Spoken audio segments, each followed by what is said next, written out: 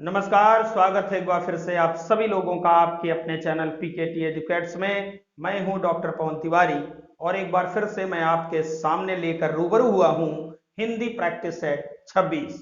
इससे पहले कि हम इस प्रैक्टिस सेट के प्रश्नों की तरफ आगे बढ़ें, मेरी आपसे ये गुजारिश है कि टेलीग्राम पर हमारा पब्लिक चैनल पीकेटी एजुकेट्स के नाम से है।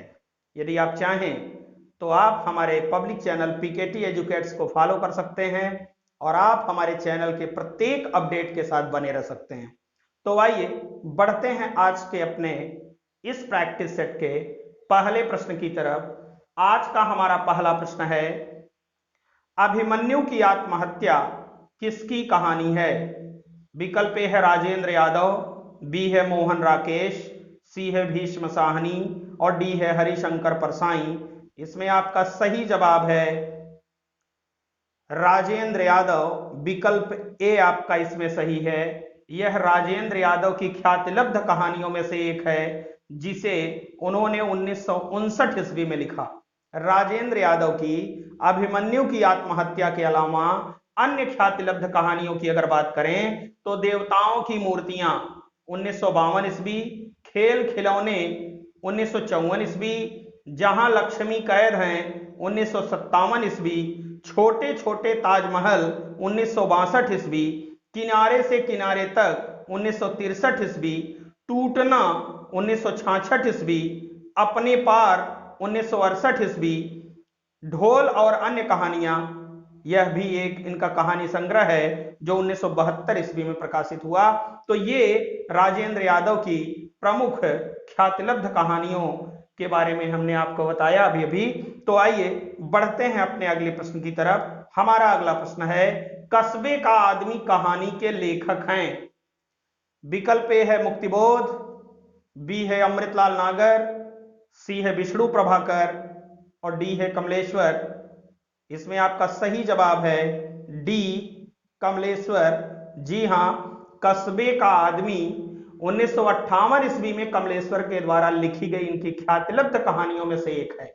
इसके अलावा राजा निर्वंशियां 1957 ईस्वी, खोई हुई दिशाएं 1963 ईस्वी, मांस का दरिया 1966 ईस्वी और बयान 1973 ईस्वी इनके द्वारा लिखी गई अन्य ख्यातिलब्ध कहानियां हैं। तो आइए बढ़ते हैं अपने अगले प्रश्न की तरफ। हमारा अगला प्रश्न है, जिंदगी और जोक कहानी के लेखक हैं।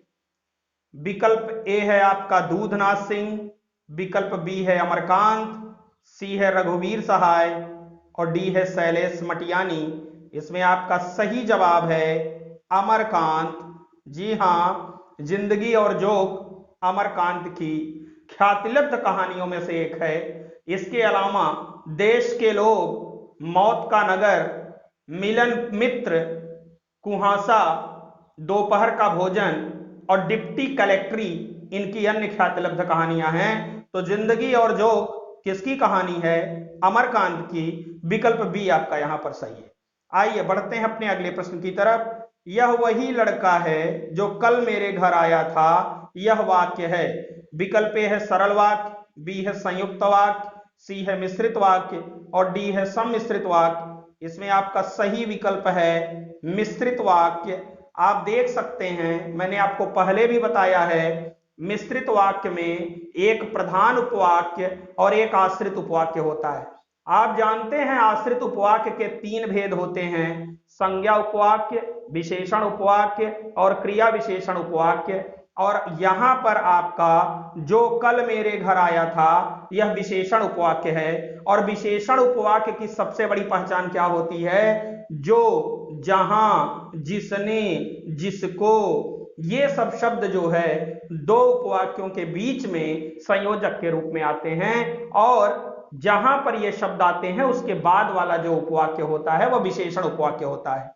तो ये देखिए, जो कल मेरे घर आया था, यहां पर जो शब्द आया है तो जो कल मेरे घर आया था यह विशेषण उपवाक्य है। यह वही लड़का है प्रधान उपवाक्य है और विशेषण उपवाक्य आश्रित उपवाक्य का ही एक भेद है। तो प्रधान उपवाक्य प्लस आश्रित उपवाक्य बराबर मिश्रित वाक्य हो गया। तो यहां पर विकल्प सी आपका सही है। आइए बढ़ते हैं अपने अगले प्रश्न की तरफ। पुरंदर किसका पर्याय है? विकल्प ए है विष्णु, बी है इंद्र, सी है गरुड़ और डी है वरुण। इसमें आपका सही जवाब है बी पुरंदर। इंद्र का पर्यायवाची है। पुरंदर का अर्थ होता है किले को भ्रष्ट करने वाला, और इसलिए इंद्र को पुरंदर कहा जाता है। आइए बढ़ते हैं अगले प्रश्न की तरफ। रास्ता इधर से है कहानी के लेखक हैं। विकल्प ए है रघुवीर सहाय, बी है कृष्ण बलदेव वैद्य, सी है मार्कंडेय और डी है शिव प्रसाद सिंह। इसमें आपका सही विकल्प है रघुवीर सहाय। रास्ता इधर से है 1972 ईस्वी में रघुवीर सहाय ने लिखा, और इसके अलावा रघुवीर सहाय की एक और कहानी भी बहुत ज्यादा ख्यातिलब्ध है, जो आदमी हम बना रहे हैं। 1982 ईस्वी में रघुवीर सहाय जी ने लिखा। तो रास्ता इधर से है और दूसरी कहानी जो आदमी हम बना रहे हैं, ये दोनों कहानियां रघुवीर सहाय की ख्यातिलब्ध कहानियों में से हैं, बहुत महत्वपूर्ण कहानियां हैं। तो रास्ता इधर से है 1972 ईस्वी में, और जो आदमी हम बना रहे हैं 1982 ईस्वी में रघुवीर सहाय ने लिखी। तो आइए बढ़ते हैं अपने अगले प्रश्न की तरफ। पिता दर पिता कहानी के लेखक हैं। विकल्प है रामदरस मिश्र, बी है शेखर जोशी, सी है रमेश बख्शी और डी है शैलेश मटियानी। इसमें आपका सही जवाब है रमेश बख्शी। जी हाँ, विकल्प सी आपका यहां पर सही है। पिता दर पिता कहानी उन्होंने 1971 ईस्वी में लिखा।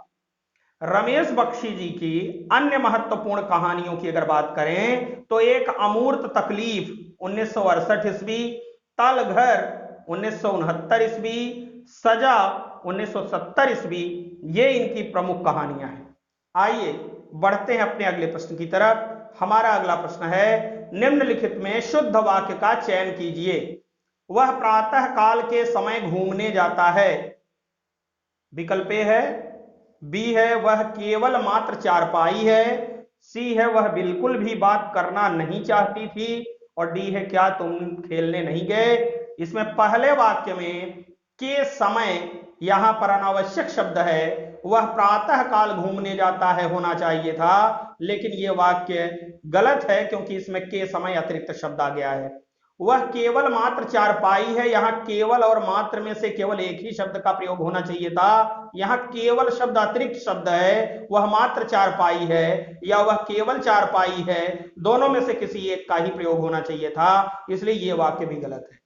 वह बिल्कुल भी बात करना नहीं चाहती थी, यहां पर जब बिल्कुल लगा हुआ है तो भी शब्द का अनावश्यक प्रयोग हुआ है। वह बिल्कुल बात करना नहीं चाहती थी, यह वाक्य ऐसे होना चाहिए था, इसलिए यह भी गलत है। क्या तुम खेलने नहीं गए, इस वाक्य में कोई गलती नहीं है, इसलिए विकल्प डी आपका यहां पर सही है। क्या तुम खेलने नहीं गए, इन चारों वाक्यों में से यही वाक्य आपका सही है, विकल्प डी। आइए बढ़ते हैं अगले प्रश्न की तरफ। क्रोधाग्नि में समास है। विकल्प है अव्ययी भाव, बी है तत्पुरुष, सी है कर्मधारय और डी है बहुव्रीहि। इसमें आपका सही विकल्प है कर्मधारय समास।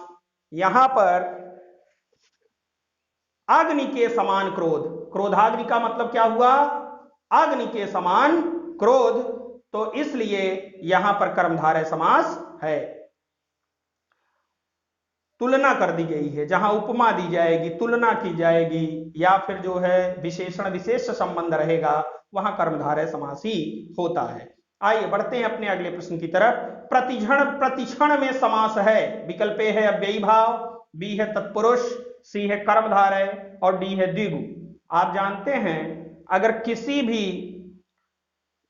शब्द का या किसी भी समास का अगर पहला पद अ अन न उपसर्ग को छोड़कर कोई अन्य उपसर्ग रहता है तो वहां भी अव्ययी भाव समास होता है।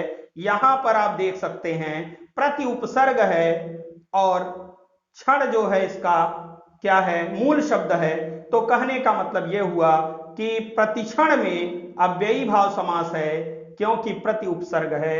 अ अन और न इन तीन उपसर्गों को छोड़ करके अगर किसी भी उपसर्ग से किसी शब्द का प्रारंभ होता है तो वहां हमेशा अव्ययी भाव समास होता है, ये ध्यान रखिएगा। और अ अन और न ये उपसर्ग जहां आते हैं वहां नए तत्पुरुष समास हो जाता है। आइए बढ़ते हैं अपने अगले प्रश्न की तरफ। जिस समास में दोनों पदों की प्रधानता होती है कहलाता है। विकल्प ए है द्विगु समास, बी है द्वंद्व समास, सी है कर्मधारय समास और डी है बहुव्रीहि समास। जिस समास के दोनों पदों की प्रधानता होती है उसे हम कहते हैं द्वंद्व समास। विकल्प बी आपका यहां पर सही है। जिस समास के दोनों पद प्रधान होते हैं उसे हम क्या कहते हैं? द्वंद्व समास कहते हैं। आइए बढ़ते हैं अपने अगले प्रश्न की तरफ। आमिष का विलोम है। आमिष का अर्थ होता है मांसाहार और आमिष का विलोम होगा क्या? निरामिष। जी हां, जो मांस भक्षण न करता हो। आमिष का विलोम होता है निरामिष। आइए बढ़ते हैं अपने अगले प्रश्न की तरफ। निम्नलिखित में विष्णु का पर्यायवाची शब्द नहीं है। नारायण, लक्ष्मीपति और कमलेश ये तीनों विष्णु भगवान के पर्यायवाची शब्द हैं, लेकिन आशुतोष शंकर भगवान का पर्यायवाची शब्द है। आशुतोष का अर्थ होता है जो जल्दी प्रसन्न हो जाए, तो आशुतोष भगवान शिव का पर्यायवाची है। विकल्प ए आपका यहां पर सही है, क्योंकि यह विष्णु भगवान का पर्यायवाची नहीं है। आइए बढ़ते हैं अपने अगले प्रश्न की तरफ। निम्नलिखित में शिकारी का पर्यायवाची शब्द नहीं है। बहेलिया का अर्थ भी शिकारी होता है, अहेरी का अर्थ भी शिकारी होता है, आखेटक का अर्थ भी शिकारी होता है, लेकिन अहेर का अर्थ शिकार होता है। जी हां, अहेर का अर्थ क्या होता है? शिकार। और जबकि बहेलिया, अहेरी और आखेटक ये तीनों शिकारी के पर्यायवाची हैं। अहेर माने शिकार होता है, इसलिए विकल्प डी आपका यहां पर शिकारी का पर्यायवाची नहीं है। आइए बढ़ते हैं अपने अगले प्रश्न की तरफ। वह जो अपनी प्रशंसा स्वयं करता है क्या कहलाता है? विकल्प ए है आत्मश्लाघी, बी है वाचाल, सी है अहंकारी। इनमें से कोई नहीं, इसमें आपका सही विकल्प है आत्मश्लाघी। जो अपनी प्रशंसा स्वयं करता है उसे क्या कहा जाता है? आत्मश्लाघी कहा जाता है। आइए बढ़ते हैं अपने अगले प्रश्न की तरफ। उच्च वर्ण के पुरुष के साथ निम्न वर्ण की ब्याही गई स्त्री को क्या कहते हैं? अनुलोमा, अपाड़ा, निम्ना, उत्तमा। इसमें आपका सही जवाब है अनुलोमा। जी हां, अगर उच्च वर्ण के पुरुष के साथ निम्न वर्ण की स्त्री ब्याही जाती है तो उस स्त्री को अनुलोमा कहा जाता है। चलिए बढ़ते हैं अगले प्रश्न की तरफ। हमारा अगला प्रश्न है निम्नलिखित में केतु का अर्थ क्या नहीं है? विकल्प ए है ध्वज, बी है घर, सी है एक ग्रह और डी है पुच्छल तारा। तो ध्वज का अर्थ भी केतु होता है, ग्रह का अर्थ भी ग्रह भी केतु है और पुच्छल तारा भी, धूमकेतु को पुच्छल तारा कहते हैं, तो वह भी केतु का पर्यायवाची है। इसमें यहां पर विकल्प बी सही है, क्योंकि यह केतु का अर्थ नहीं है। केतन का अर्थ घर होता है, केतु का अर्थ घर नहीं होता। तो ध्वज, ग्रह और धूमकेतु या पुच्छल तारा ये सब केतु का ही अर्थ हैं, लेकिन घर का अर्थ केतन होता है और घर यहां पर केतु का अर्थ नहीं होगा। आइए बढ़ते हैं अपने अगले प्रश्न की तरफ। निम्नलिखित में कांत का अर्थ क्या नहीं है? विकल्प ए है पति, बी है तेज, सी है चंद्रमा, डी है बसंत ऋतु। कांत का अर्थ पति भी होता है, चंद्रमा को भी कांत कहते हैं और बसंत ऋतु को भी कांत कहते हैं, लेकिन कांत का अर्थ तेज नहीं होता, तेज कांति का अर्थ होता है। विकल्प बी आपका यहां पर कांत का अर्थ नहीं है, विकल्प बी सही है। आइए बढ़ते हैं अपने अगले प्रश्न की तरफ। मरीचि का अर्थ है, विकल्प ए है किरण, बी है सूर्य, सी है हिरण और डी है हाथी। इसमें आपका सही विकल्प है बी सूर्य। मरीचि का अर्थ होता है सूर्य, जबकि मरीचि का अर्थ होता है किरण। अगर च पर छोटी ई की मात्रा दे देते तो इसका अर्थ किरण हो जाता, बड़ी ई की मात्रा है और ऐसे मरीचि का अर्थ होता है सूर्य। जी हाँ, विकल्प बी आपका सही है। आइए बढ़ते हैं अपने अगले प्रश्न की तरफ। भुवन का अर्थ है पृथ्वी, संसार, घर, महल। भुवन का अर्थ होता है संसार। जी हाँ, विकल्प बी आपका यहां पर सही है। पृथ्वी, घर और महल ये सब भुवन के अर्थ नहीं है, भुवनकार संसार होता है। और इस तरह से आज हम लोगों ने हिंदी का 26वां प्रैक्टिस सेट भी हल कर लिया और मुझे पूरी उम्मीद है कि आपको सारे प्रश्न बेहतर तरीके से समझ में आए होंगे। तो इसी के साथ अब मैं लूंगा आपसे विदा। That's all, thanks to all of you.